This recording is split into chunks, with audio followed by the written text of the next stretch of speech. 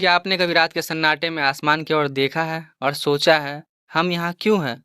क्या हमारी दौड़ किसी मंजिल की ओर है या हम सिर्फ चलते जा रहे हैं क्योंकि रुकना भारी पड़ता है? अब्सर्डिज्म यही सवाल उठाता है और फिर मुस्कुराते हुए कहता है, तुम्हारे सवालों का कोई जवाब नहीं है, लेकिन तुम सवाल पूछना मत छोड़ना। अब्सर्ड का अर्थ होता है बेतुकापन, वो टकराव जो इंसान की भीतरी ज़रूरत और दुनिया के चुप्पी के बीच होता है।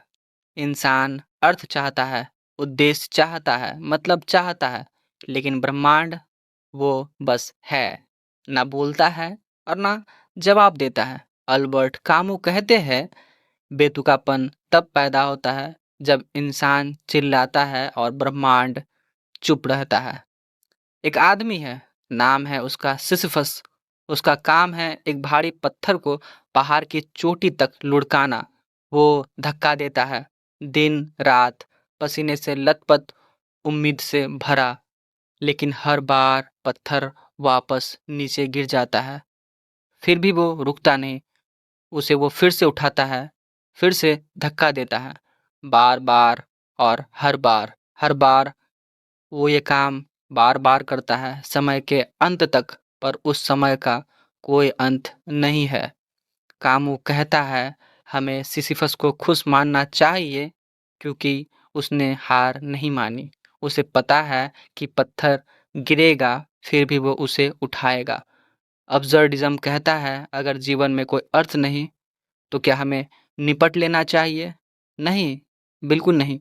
यह दर्शन निपटने का नाम नहीं, ये दर्शन जीने की बात करता है।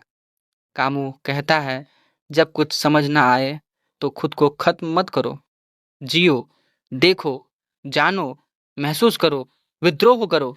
मतलब ना होने के बावजूद अपने अनुभवों का सम्मान करो।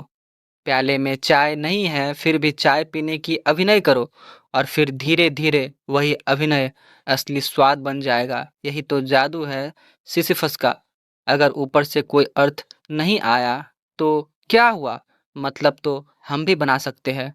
प्यार, संगीत, दोस्ती, कविता, संघर्ष, ये सब इंसान ने रचा है और इसी में वो अर्थ बनाता है, अर्थ बसाता है। आप किसी से प्यार करते हो, इसका कोई कॉस्मिक मतलब नहीं है, लेकिन इसका आपके लिए मतलब है। बिना उसके आपके जीवन का कोई उद्देश्य नज़र नहीं आता आपको। आपके लिए वो ही काफ़ी है। आज हम एक तथाकथित समझदार दुनिया में जी रहे हैं, जहाँ हर सवाल का उत्तर गूगल पर है, हर भावना के लिए कोई ऐप है और हर दुख को भटकाने के लिए कोई डिस्ट्रैक्शन। लेकिन फिर भी अकेलापन है, बेचैनी है, एक अधूरी सी तलाश है। अब्सर्डिज्म आज ज़्यादा ज़रूरी है क्योंकि ये हमें सिखाता है कि हर जवाब ज़रूरी नहीं होता। कभी-कभी सिर्फ सवाल में ही सुकून होता है। कभी-कभी एक कविता इसलिए सुंदर होती है क्योंकि उसमें कोई निश्चित मतलब नहीं होता। कभी किसी बच्चे की हँसी, किसी बूढ़े की झुर्रियों में एक ऐसा सौंदर्य छुपा होता है जो समझाया नहीं जा सकता, बस महसूस होता है। अब्सर्डिज्म हमें ये देखना सिखाता है, जब दुनिया कहे कि सब बेकार है, हम कहें शायद, फिर भी मैं इस बेकार को जीऊँगा, पूरे होश से, पूरे जिद से।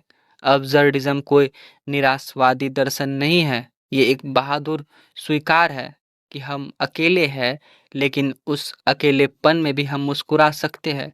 जब ब्रह्मांड चुप हो तो हम कहें, ठीक है, मैं खुद बोलूँगा, मेरे जीवन का अर्थ मैं ही तय करूँगा, और अगर कुछ ना मिला तो मैं उस शून्यता में नाच लूँगा। हम सब सिसिफस है, पत्थर गिरता रहेगा, लेकिन जब तक हाथ चल रहे हैं, जब तक दिल धड़क रही है, हम उसे उठाते रहेंगे। यही हमारा अर्थ है, यही हमारी जीत है, और यही अब्सर्डिज्म की सबसे सुंदर बात है।